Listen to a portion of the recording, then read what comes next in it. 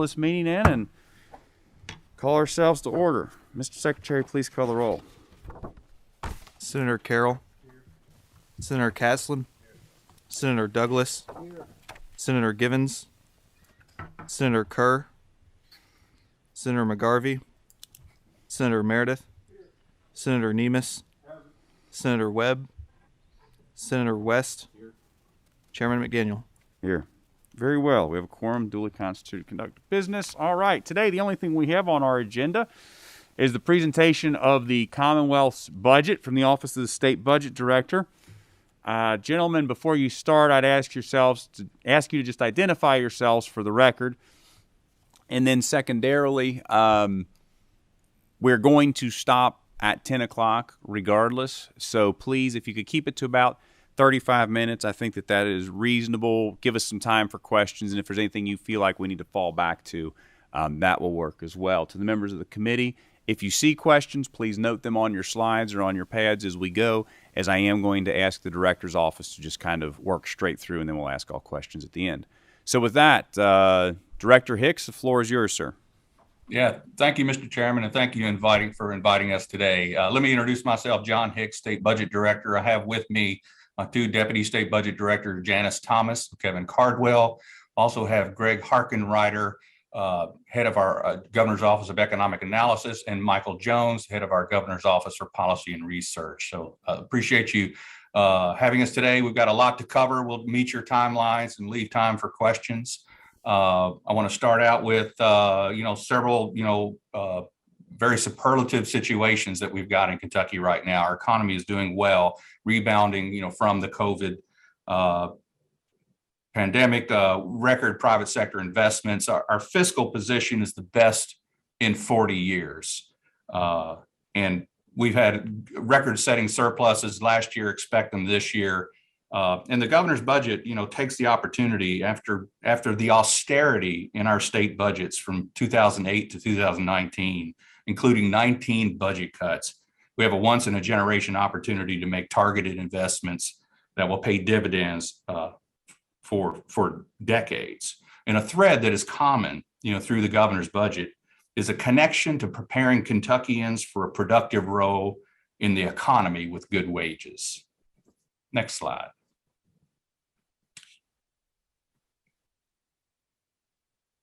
This budget is a responsible and real budget. Let's start out with its sound economic assumptions made by our consensus forecasting group, a group that is comprised entirely of outside economists and financial experts. And we're the only state in the country that has this structure where there is no partisan or institutional representation on the revenue forecasting group. We have a lot of non-recurring resources, as I mentioned, from the surpluses that we expect this year. But in the governor's budget, it's used solely for non-recurring spending. This budget pays down on our pension liability, and I'll talk about that later. It has the largest budget reserve trust fund ever. When Governor Beshear took office, Kentucky was ranked 44th in the country. We're now mid-pack in terms of the level of our rainy day fund. It pays down on the debt of deferred maintenance. And this budget's more than structurally balanced. Recurring revenues are greater than recurring spending. And this budget proposes to create a disaster relief and recovery fund for natural disaster preparedness. I'll talk about that later. And the debt service ratio, we have a policy cap of 6% of debt service divided by revenues. And right now in the governor's budget, it's down to 3.68, the lowest since that policy was adopted back in the 80s. Next slide, please. Just a quick bar chart look at general fund revenues from last year's final fiscal 21 to the revised estimates for fiscals 22 through 24. And you can see last year was a surprisingly boon year, 10.9% increase, a 1.2%, $2 billion revenue surplus. And in the December 2021 consensus forecasting group estimates, they predict a 7.5% growth rate in the current year. And that is a $1.9 billion revenue surplus forecasted. And I'll show you the details of those in a minute. And then moving back to more historical alignment with growth rates in Kentucky's general fund revenues, a 2.1% growth rate in the first year of the next biennium, followed by 4.2%. Next slide shows some of the details of the current year's revised general fund estimate. And basically look over to the right-hand side and see the differences between the enacted estimate. The top, our top big three taxes, comprise the bulk of the surplus. Down at the very bottom, we did have a $225 million settlement, that really beefed up that other column. But in individual and sales taxes, doing great. Corporation and income and LLET, the business taxes, really booming. Corporate profits, across the country are very high and reflected in our revenues.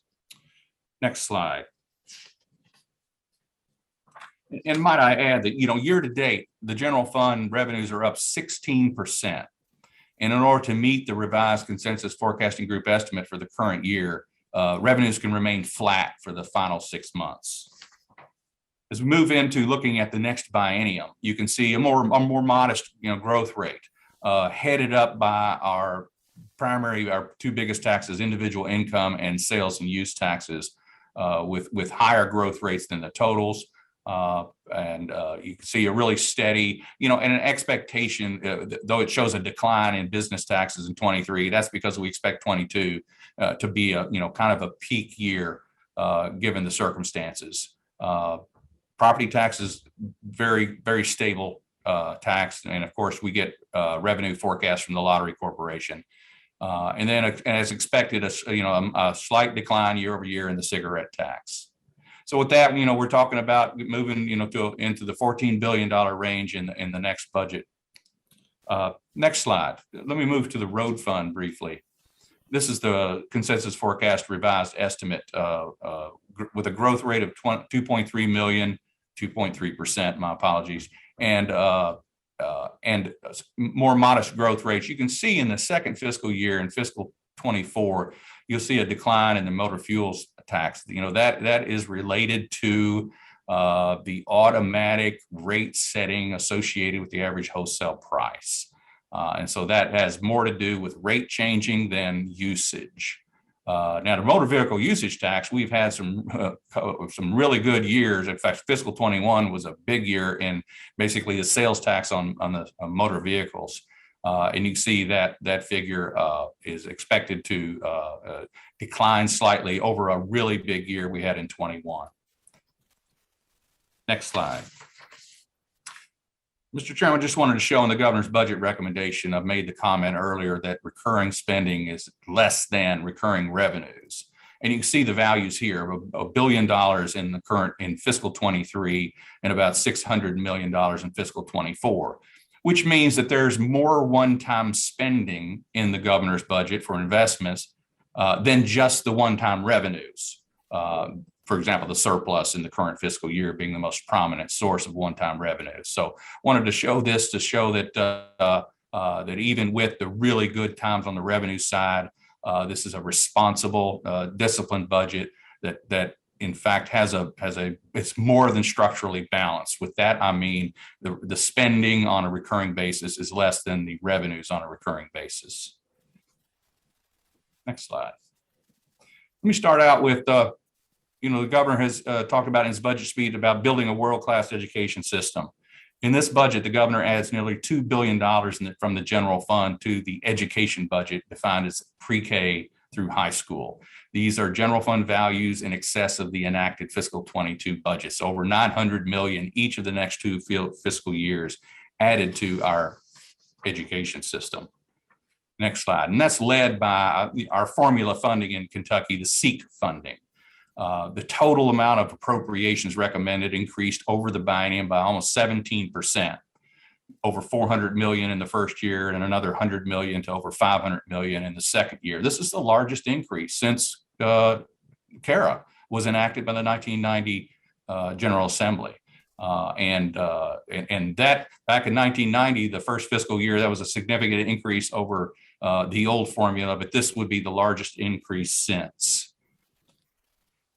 And inside that, in SEEK, very important elements, the base per pupil, which is sitting at $4,000 right now and has been there for 4 years, bumping up to $4,300 in fiscal 23 and to $4,500 in fiscal 24. That's a $500 increase in the base per pupil, or a 12.5% increase. It's still less than if you were to inflation adjust the SEEK base per pupil back before the Great Recession. And so the governor wants to devote, we've got good fiscal conditions. He wants to devote a large share of that to K-12 education. This budget also fully funds student transportation or pupil transportation, which has been held static for years. And a handful of whenever there was some excess funds in the last couple of years, be able to add to it. This adds $175 million to meet the Department of Education's estimate of fully funding pupil transportation. It also has additional funding to fully fund vocational education transportation and other formula-based allocation out of the SEEK budget. In addition to the things we refer to internally as the nickels, it equalizes school district local tax levies that are dedicated to their capital, and it shows the additional amount over the current fiscal year, 74 and 62 million respectively. We've also unfrozen the value of the National Board Certification Salary Supplement, and that it's fully funded, in this budget. Next slide. Something very exciting, the governor's proposing $172 million more a year to finance universal preschool for all 4-year-olds. This is a dollar estimate provided to us by the Department of Education. Lots of evidence show the benefits to, the future productivity of individuals who go through a preschool. This is also a pocketbook issue. Other jurisdictions who have implemented universal preschool have shown a significant improvement in the labor force participation of women with young children, and that has been shown by several studies. And in addition, the savings to a family of being able to send their child, to a publicly funded preschool obviates some of the cost increases that they've had to contend with childcare. As with the budget passed for the current fiscal year, the governor's budget funds full-day kindergarten. So this will be the first budget that proposes, fully funding 4-year-old through high school education in Kentucky. And with the additional resources provided through the SEEK base per pupil provided by the additional pupil transportation funding, school districts will have more resources to be able to do other things they've not been able to do. One of the things the governor proposes is to have a minimum 5% salary increase for all school staff in the first fiscal year, fiscal 2023, and includes no health insurance premium increases for school employees. They're the largest portion of the state's health insurance group. And it fully funds teachers' pensions and their medical benefits in the teachers' retirement system, as well as the amount that is included in the SEEK budget for employer contributions. The governor is proposing a new teacher student loan forgiveness program, trying to address some of the retention issues with particularly young teachers. It provides $26 million annually for a maximum $3,000 annual award for each year a public school teacher is employed as a public school teacher in Kentucky. So that is something that that the governor's budget proposed, that is new, a very substantial amount of money, attempting to address the ability to not only to recruit, but to retain our good teachers. Next slide. In the area of career and technical education, and particularly this is in the secondary area of career and technical education. In the current budget, the General Assembly appropriated $75 million as a pool of funds for a competitive grant program to renovate or improve area vocational center facilities. That was very successful. And in fact, we had way more demand than we had the supply of funds. The governor proposes another $97 million in the current year to renovate another 11 area vocational centers that were already scored, and in fact scored very closely to the ones that had been funded, but the pool ran out of money. And then proposes a second round in the new fiscal year, in fiscal 23, of $75 million for another round of applications. Something that has been a vestige of austere budgets is that in locally operated area vocational centers, new ones that have come online but were not a part of the state's formula allocation of dollars from the central level, because of the lack of funding. And so this budget shores that up and puts in $8 million to include 12 other locally operated centers into that formula allocated by the Department of Education. And in addition, about $3.5 million a year for state-operated career and technical centers to improve their programs, to buy equipment, to give them better capacity. Next slide, please. Several other things in the governor's budget for K-12. Some of this is catching up to past budget cuts. For example, in professional development, $11.9 million each year added to the budget, for school district personnel, professional development, as well as $11 million for textbooks and instructional resources. And given some of the issues, particularly related to COVID and the isolation of NTI days, some additional funding the department asked for to assist in social, emotional, mental health for students and staff. Education technology, the Kentucky education technology system has endured cuts like most areas in the past 15 years. Additional funding there, turnaround schools, funding for the Department of Education, where they have been designated as the turnaround team for schools that have identified as through the accountability system as needing improvement. Another $6 million to the Friskies, the Family Resource and Youth Service Centers. And then $11 million in a new initiative called Early Learning. One, the Department of Education has come together. I know that the Pritchard Committee participated to improve reading and mathematics or numeracy in the early grades as a supplemental piece of work. And then lastly on this slide, to restore the statutory per capita library grants to local libraries of $2.5 million. We move to post-secondary education. Governor's proposed nearly a 12% increase over the biennium, $67.5 million more to the 9 post-secondary education institutions, and then $90 million in the second fiscal year. This area of the government has endured $250 million in budget cuts since the Great Recession. And this is just a down payment on recovering some of the capacity lost through those reductions and to prevent, tuition increases that become a component of, recovering from that level of budget cuts. The governor reinstitutes $60 million for the Bucks for Brains Endowment Match Program. 50 million of that to the research institutions, 2/3 to UK, 1/3 to U of L, and 10 million to the comprehensive universities. These funds are matched dollar for dollar by private donations and are principals for which only the interest can then be used on an ongoing basis. Next slide. Further on in post-secondary education, the governor has proposed $500 million in general fund cash. And I'll try to identify, Mr. Chairman, where there are one-time monies being used here. This is an example of one-time funding from the general fund to be distributed to the 9 institutions with their proposal to match each general fund dollar with 50 cents of their own, bringing the total investment up to 750. As we all know, the largest physical plant the state government has is our universities. And they have had a priority for years in increase in funding for that deferred maintenance, that asset preservation. And this $750 million is a big increase, in order to tackle some of their substantial issues. And then the governor again proposes the Better Kentucky Promise Scholarship, which is a last dollar program for free tuition and fees for up to an associate's degree that run through the Kentucky Higher Education Assistance Authority. You can see in there, it could fund up to 9,700 recipients by the end of the biennium with $28 million.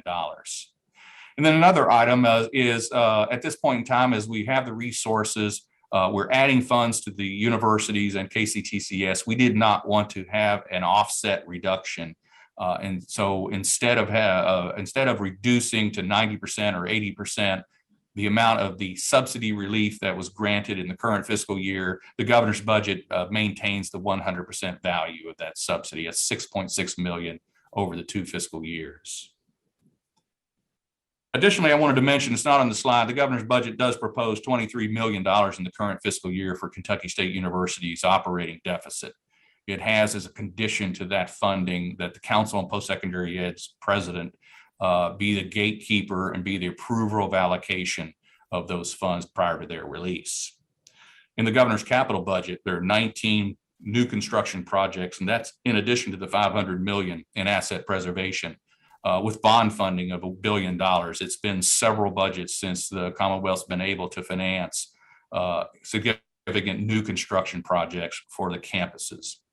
And on student financial aid, the lottery revenues have been coming in very well. That has enabled the Higher Education Assistance Authority for the first time in the current biennium to have no wait list on need-based aid. We've had years and years of wait lists, and we finally resolved that. This budget proposes to increase their maximum award to $3,300 in the second fiscal year. And as usual, KEYS is fully funded, mostly from the lottery and the unclaimed lottery prize money. With that, then when you get to, there's about $1 billion from the State Fiscal Recovery Fund of the American Rescue Plan Act that is yet to be appropriated. The governor proposes to the following uses. $400 million, he's mentioned of this, about premium pay for essential workers in accordance with the federal guidance. Another $250 million for water and wastewater infrastructure grants, not loans, but grants. $75 million for assistance to nonprofit organizations, with $10 million of that set aside for arts organization. And then approximately another $180 million with COVID-19 mitigation. And when we were looking at the use of these funds last year, we did not think we might need this much money on an ongoing basis in the near future for COVID-19 mitigation. But clearly, with almost 1/3 of tests being positive recently, it's still a significant challenge. For nursing, the governor proposes to use $25 million for student loan forgiveness and another $2 million for a media effort. We have also, through the use of federal funds, been able to cut the wait list down for senior meals. And the governor proposes to continue that through the next biennium with federal money, $36.2 million, as well as to continue a $2 per day increase in the rates for child care assistance, that funding was also ceasing, and this will extend it through the next 2 fiscal years. Some additional funding for behavioral health facilities testing, and $10 million for marketing of Kentucky's tourism for the safe return of visitors back to Kentucky's tourism destinations. Next slide.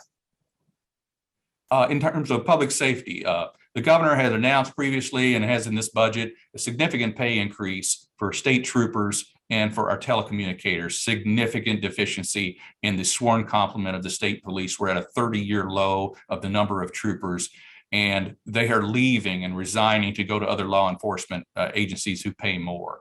Also proposes additional funding here to return the Tier 3 retirement plan for the state police back to Tier 2. Also includes accountability funding for $12 million for state police body cameras. And then also proposes from the Kentucky Law Enforcement Foundation Program Fund an increase in this training stipend of 25% from $4,000 to $4,600 for local law enforcement and firefighters. Next, please. Additional funding for our prosecutors, particularly to help them with caseload issues and victim services, a very substantial increase in their personnel to enable them to perform those functions. We're doing the same thing, proposing the improvement, the return of the hazardous duty retirement system for state government, mostly in corrections and juvenile justice, back to the Tier 2 retirement plan. Additional funding to ensure we have an appropriate caseload for our probation and parole officers. And as we planned in the last budget for the design, the replacement of the Kentucky State Reformatory, which is crumbling and is in a labor market that doesn't permit us to properly hire and staff. We're going to expand the Little Sandy Correctional Complex and relocate the medical facility for the Corrections Department from the Reformatory to the Blackburn facility in Lexington. And there's additional bond funding of capital projects to make that happen. We move to healthcare. Governor proposes some nursing assistance to try to deal with, in some ways, the issues of the need for additional nursing staff. Includes $6 million to increase the nursing scholarship program, which already exists in the Board of Nursing, but doesn't have sufficient funding. It can only fund 150 awards a year. This can double the maximum award and increase the award recipients to up to 1,000. Student loan forgiveness, $5 million each of the 5 years from the American Rescue Plan for $3,000 per year, as well as use of the federal dollars for an outreach and marketing of the nursing profession. This budget fully funds Medicaid and Medicaid expansion. It increases the waiver slots for our Michelle P. program and supports for community living.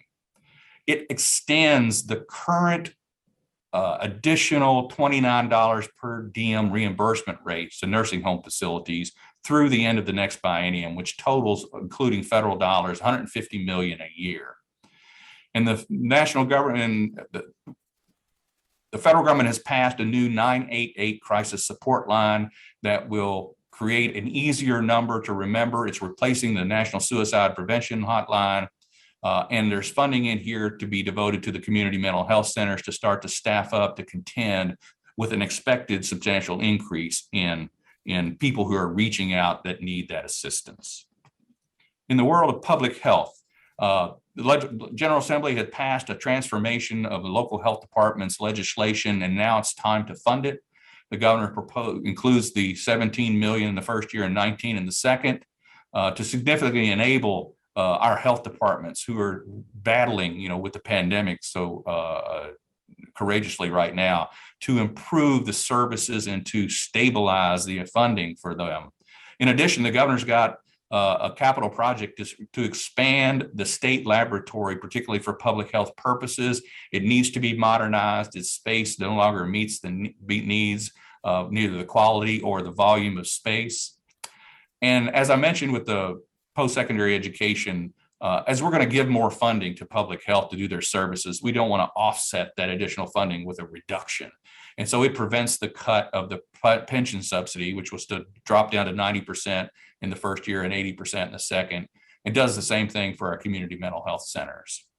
And then adds funding for pediatric cancer research to the Pediatric Research Trust Fund, another $1.25 million. For children and families, the governor's proposal is to add 350 more social workers to reduce their caseloads by 25%. It's been so well documented, the difficulties we've had in recruiting and retaining and dealing with the number of workers there. And the governor has a 10% increase in social worker pay that he's already instituted that continues through this budget. And for retention purposes, wants to also establish a student loan forgiveness program for social service workers for each year that they are employed by the Department for Community-Based Services. As I mentioned earlier, in the ARPA funds, $12 million each year to extend the $2 per day increase for childcare providers. It adds almost $20 million each year with both state and federal dollars for prevention services for abused and neglected children, and a 34% increase in child advocacy, domestic violence, and rape crisis centers for the good work that they do. In the area of children and families, senior meals, I mentioned the no wait list. The General Assembly had passed a reorg to create the Office of Dementia Services. That's funded in this budget. Some additional funding to a couple of programs in aging and independent living, the caregiver and heart supported living programs, and a 17% rate increase for residential and therapeutic foster care services. In the world of a world-class workforce, as the governor mentioned, world-class education system to lead to a world-class workforce to attract world-class companies. He has a $20 million new initiative each year to have competitive grants to education training entities to build the capacity for their programs that will combine with an employer's commitment to hire. So in this case, we want to put our money to increase capacity in programs that have partnered with employers in their communities who will hire the graduates or the credentialed individuals who come through those programs. Similarly, it wants to expand the Everybody Counts program in Jefferson County that does something similar for high schoolers to other Kentucky locations.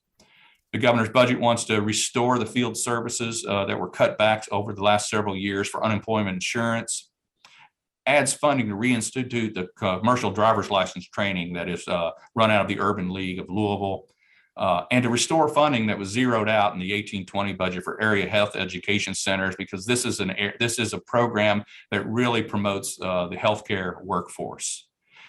And the $10 million each year to deal with, to try to recruit through a talent attraction media campaign, other talent to come and do their work here in Kentucky.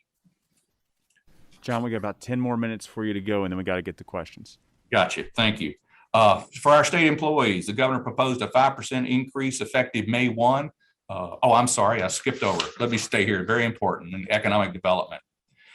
As with the new Ford battery plants, the Commonwealth was fortunate to have worked on a mega site to make that happen. The governor wants to ensure that we have other sites throughout Kentucky's communities to be able to attract new businesses of size. He wants the $250 million pool of funds to help develop, acquire, provide infrastructure to be build ready in sites around the Commonwealth.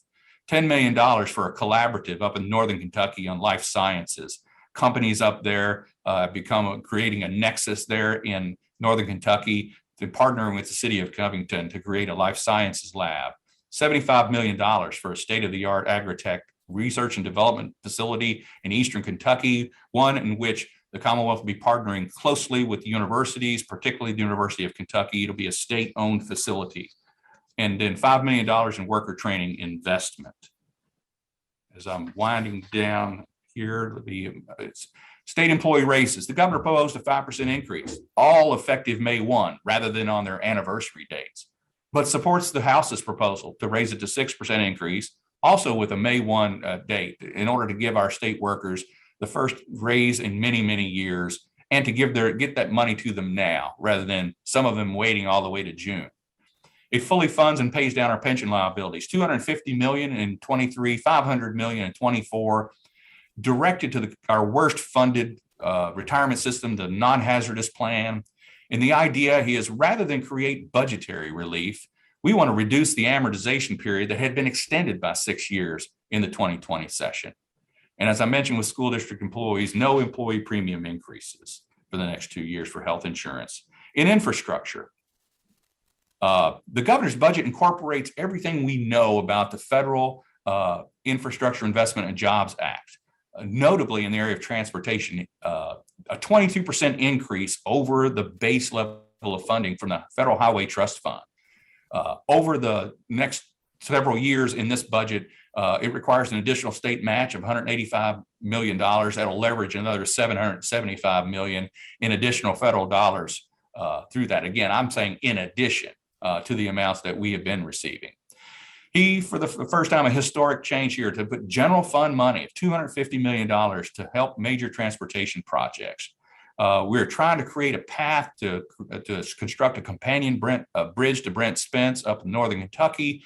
And if Kentucky puts our skin in the game, we think that moves us up the list in terms of competing for these federal dollars for these major transportation projects. We wanted to throw in the I-69 river crossing and the Mountain Parkway extension as potential uses as well, should something occur with the Brent Spence project.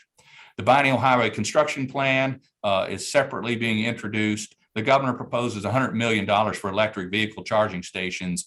The feds are going to give us $69 million. He wants to put $30+ million from the general fund to bring it up to $100 million to get us prepared for electric vehicles. In water and wastewater, another $500 million, consisting of $250 million from the American Rescue Plan Act and about $250 million additional that's going to come from the federal infrastructure bill. In broadband, another $200 million. 100 of it from the federal infrastructure bill. That's the guarantee that all states have so far. Additional funding net of the American Rescue Plan Act and another $44 million from the general fund, which combined with what was done in the last session, $500 million.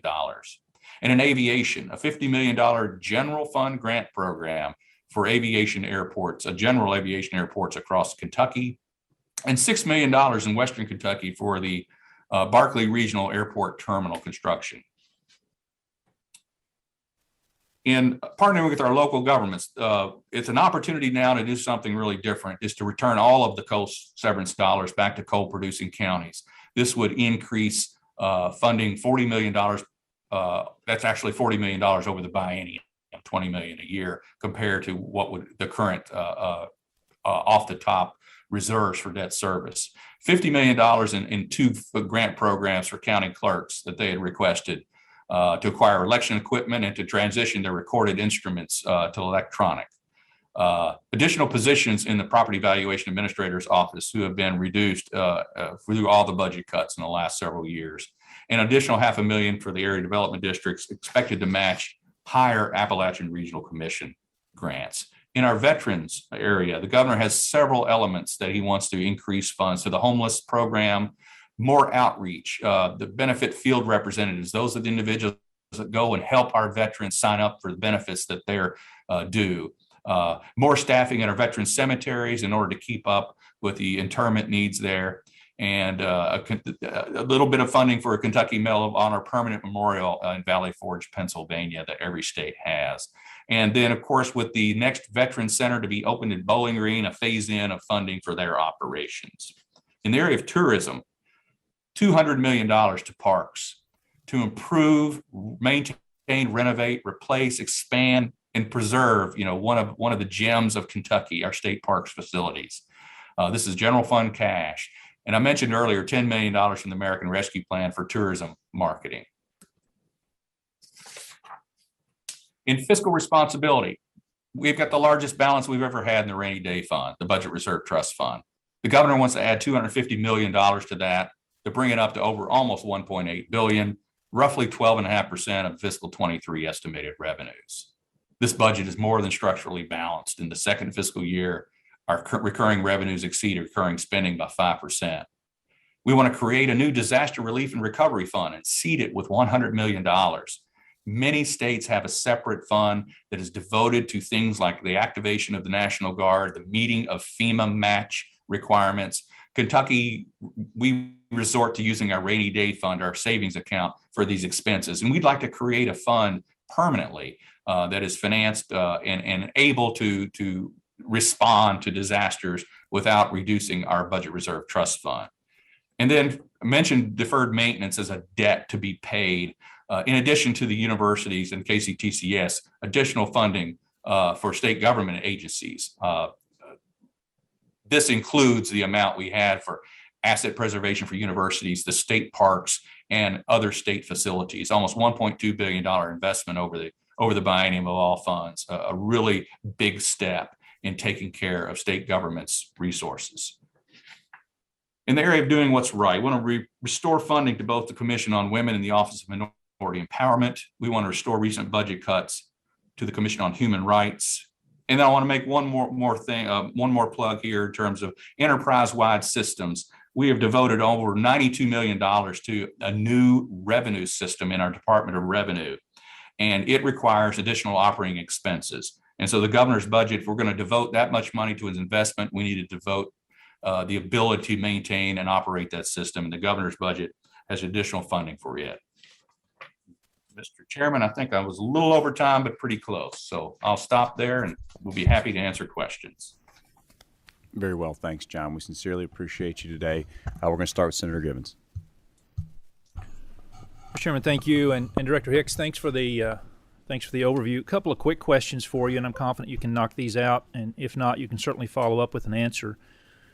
You mentioned the non-recurring resources that are used for one-time investments. Do you have a total dollar amount of how many non-recurring resource dollars are used in the governor's budget?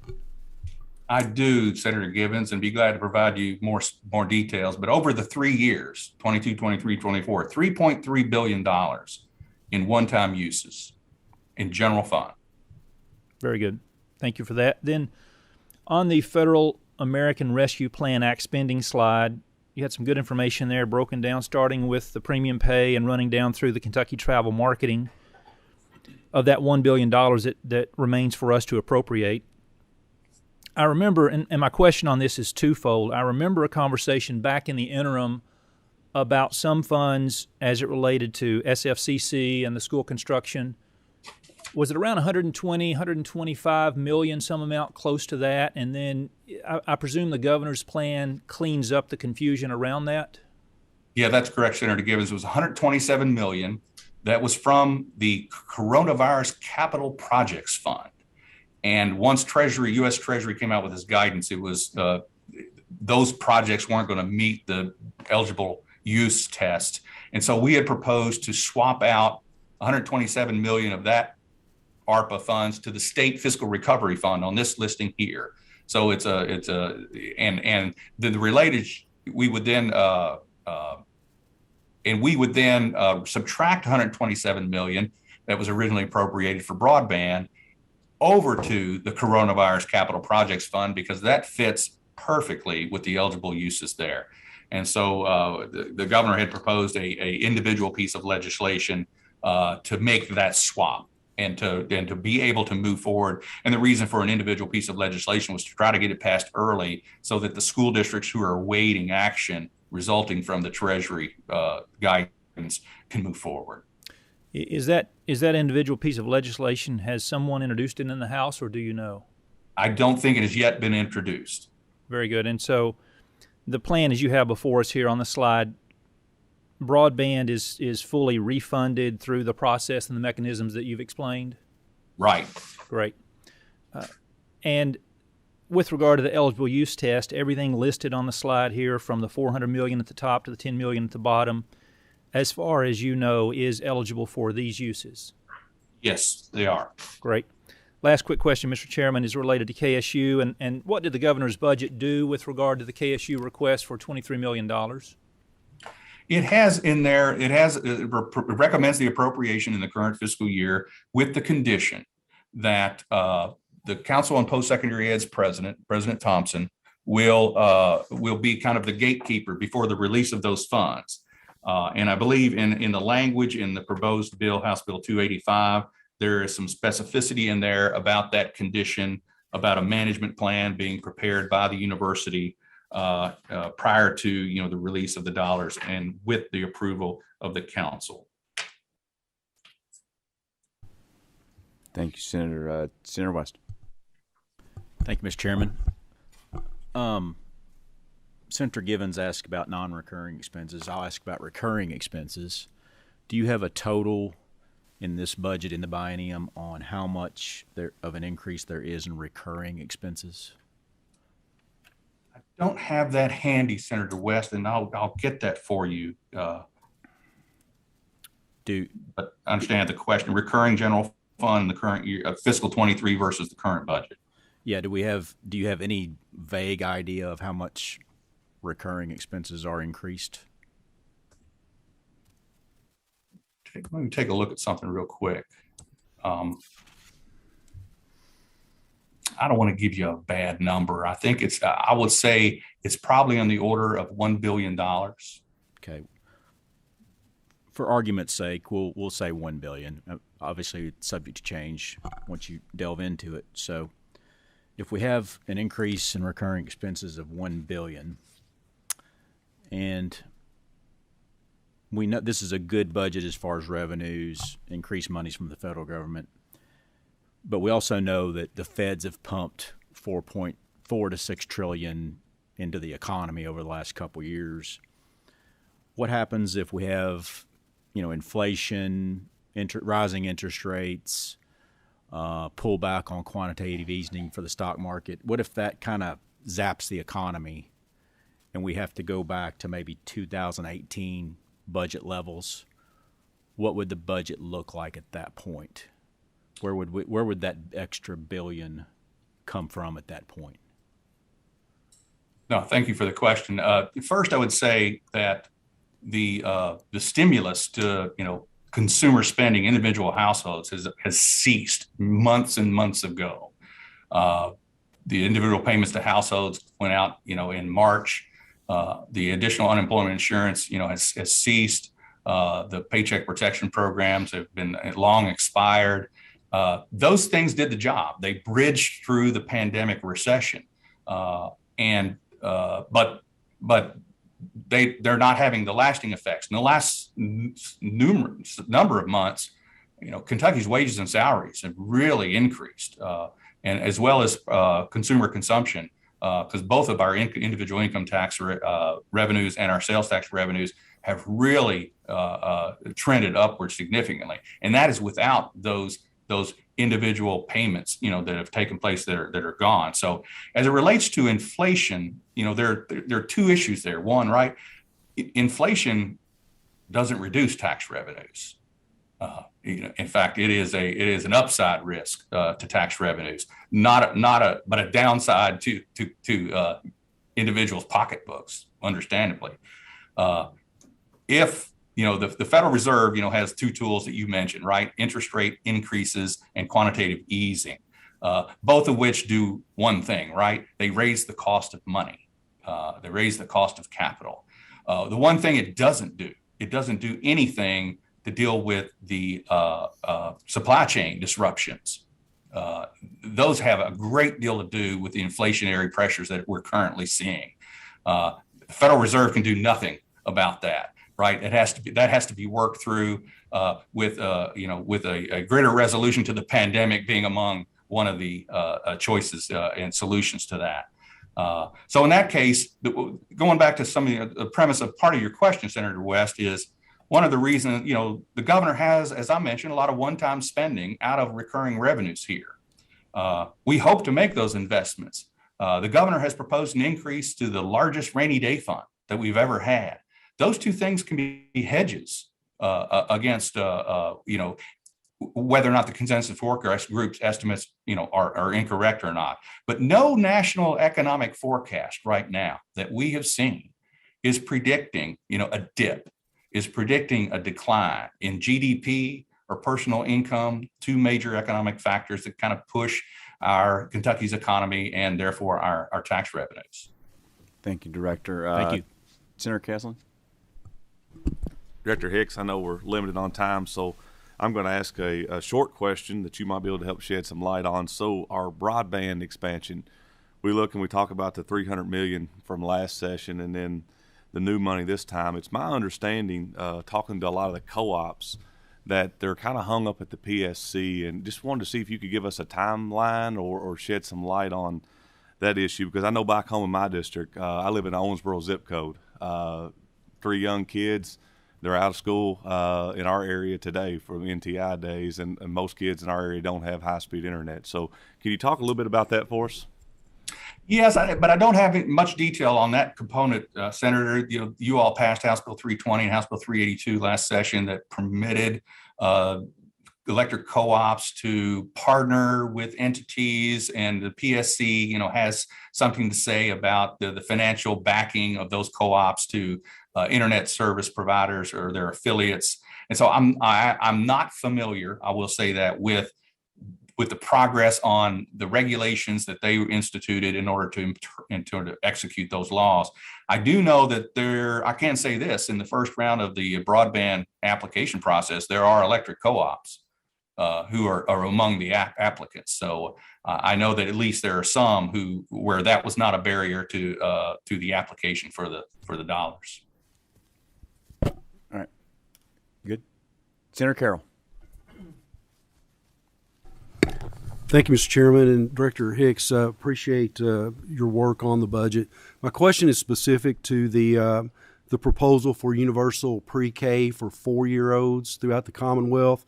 This is kind of a different approach from what has commonly been spoken about over the past several years, in that we use the all of the above approach with the public and private sector providing these services. And my question is, what does this budget do to address the infrastructure that will be needed to add these additional students to schools across the Commonwealth, additional staff?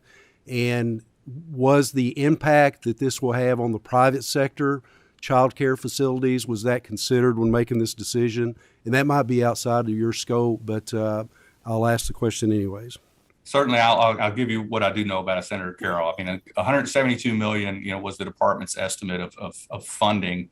About 34,000 4-year-olds who weren't currently receiving public preschool, and so in those those are the resources that can be brought to bear by school districts to deal with that capacity, in addition to the additional funding we're providing on pupil transportation. Those school districts are incurring those costs already, and we're now taking them on. So that frees up resources within a school district's budget to do other things, among which could be resources associated with the universal preschool. Same thing with the base per pupil increase. We're expanding resources for school districts, but not particularly telling them exactly how to deploy those, and so they have the capacity to consider their use in universal preschool. As it relates to childcare, I guess just as the time in which we went to full day kindergarten, it is a transition period for childcare providers. I will say that through the various federal pandemic relief funds, there's still about $700 million that the Cabinet for Health and Family Services is administering and distributing to child care providers. Okay. Thank you, Mr. Chairman. Thank you, Senator. Senator Meredith. Thank you, Mr. Chair, and thank you, Director Hicks, for your presentation. It's always interesting and can be a little bit overwhelming. You look at all the dollars we have out here, and I'm looking particularly at your last slide and doing what is right. You know, it's great that our economy is booming, and I think what's left off of this list, and I don't mean this is a criticism, it's just for some thought, was any thought giving to reducing the tax burden for the average citizen in Kentucky? Because even though wages are going up, taxes are going up, inflation is going up, and it would look like if we could do that it would increase consumer spending because you're immediately putting money back in the average Kentuckian's pocket, and it would seem to be a good economic strategy. So was any consideration given to that whatsoever in the formulation of this budget? Well, thank you, Senator Meredith. I would say, taxes were just cut recently, right? Kentucky flattened its individual income tax just a few years ago, as well as flattened its corporation income tax. So a tax cut was given. The tax cut incidence of that tax cut was primarily to those who are more well off. And in some cases, the lower tax rates for lower incomes are raised to a 5%. So I would say Kentucky has done that recently. So in this case, the other thing I would add is we're catching up from a significant retrenchment and austere budgets that we've had, where we've hardly raised the base per pupil for K-12 education. So we're taking this opportunity, to make these targeted investments that perhaps may have otherwise been made had we not contended with the Great Recession and its lengthier recovery than almost any recession in our lifetime. So yes, there was consideration given to how you deploy additional resources, whether it's spending or whether it's reduction in the revenue side. But in this case, the governor chose the opportunity to make targeted investments that we think will pay off, that we think will increase the capabilities, the education levels, the economic development opportunities for Kentucky citizens, and raise their net income that way.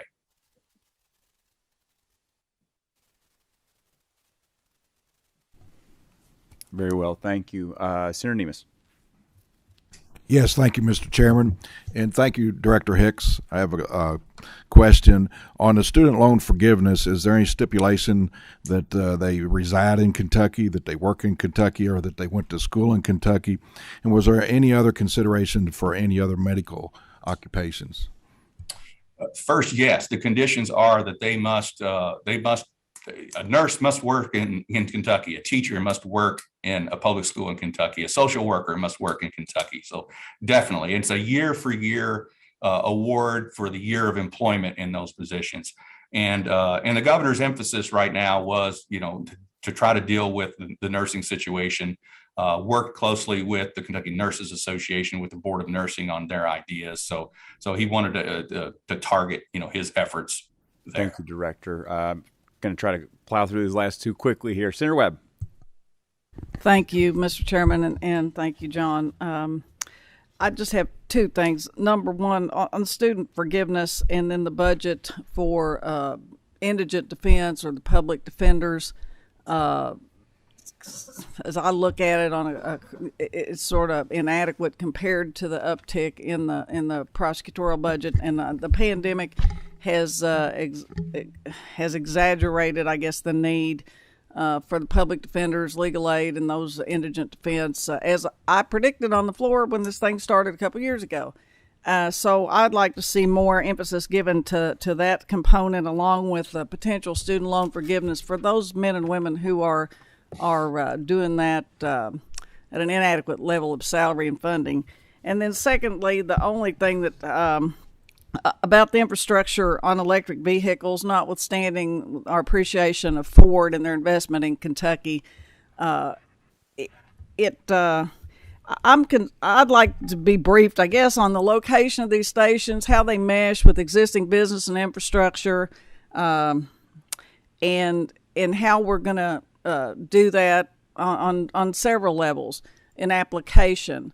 I'm just a diesel kind of girl with a refinery in my district, but I think some of this may be premature on a state vehicle fleet and all that, with our grid capacity and some of the concerns that we're seeing, and that's probably the old energy major in me, but on our grid capability and other things. So I'd like just to talk to somebody sometime about that component of the budget from the energy standpoint, our grid capacity, and how that meshes in as well. But thank you, Mr. Chairman. Thank you, Senator, and I'm sure the director and his office will be glad to get back with you on both those items. Last word, Senator Carroll. Thank you, Mr. Chairman. Director Hicks, we continue to talk about our booming economy and everything associated with that. And as Senator Meredith stated, obviously trillions of dollars infused into our economy nationwide. So it's hard to really argue that it is an accurate portrayal of where our economy actually is right now. The budget talks about expanding Medicaid, and it's no secret that a third of our population is on Medicaid at this point, and we are still ranked 49th in the country on workforce participation. What does this budget do to address workforce participation? And as we are attracting business and industry, and we tout that, yet our workforce participation numbers remain abysmal. What does the budget do to address that? Thanks, Senator Carroll. I think I'm going to talk to universal preschool. That has been a magnet to enable mothers to become working mothers. The workforce, the additional resources going into post-secondary education, as well. The linking of the workforce initiative to that $20 million pot of money to relate to employers who are going to commit to hiring their graduates. The labor, the longstanding evidence for preschool says that their labor productivity as they grow up as adults is improved over those who didn't get it. So that's a long-term investment, but one that's very important to our children and our grandchildren. And I'd say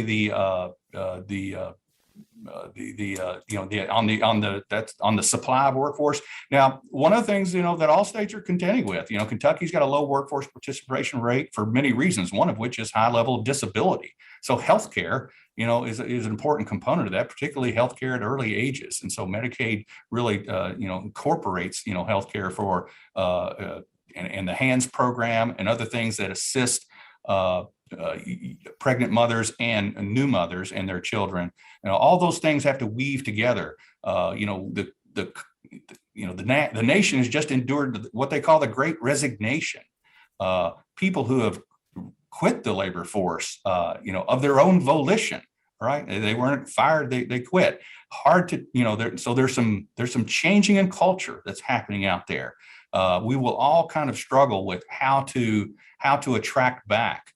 A workforce that is both trained and educated into our, and those are the small things that the public sector can do, at least at a state government level. Appreciate the thorough response, Director Hicks. Thank you, Mr. Chairman. Thank you, Senator. Director, we got Greg, Janice, Mike. Thank you guys all for being with us today. We sincerely appreciate your work and your diligence in this. As we know, these budget sessions are marathons and not sprints, and look forward to continuing with you guys. To the committee, thanks for excellent questions today and your attention to this, and I'm sure there'll be more to come. Seeing nothing else to come before the committee, we'll stand adjourned.